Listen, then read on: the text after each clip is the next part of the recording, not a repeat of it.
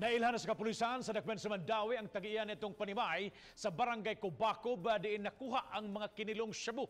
Kapinso sa kasimana ang nakalabay na konfiskar sa PNP ang moabot sa tanan nga 7 kilos nga drugas. Kadaghanan nini nakuha gikan sa high value target nga nagpuyo sa kadakong bahay sa Mondapit.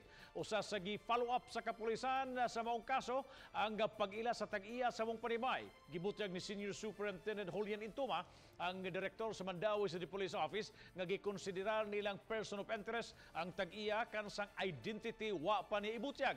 Gitinaw usab ni Intuma nga may kalambigitan ang Tag-iya sa kalihukan sa illegal drug trade.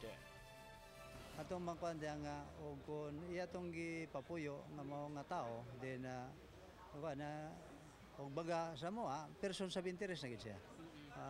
Siguro iyahan na ng kuno niya pag limpyo siya ang pangan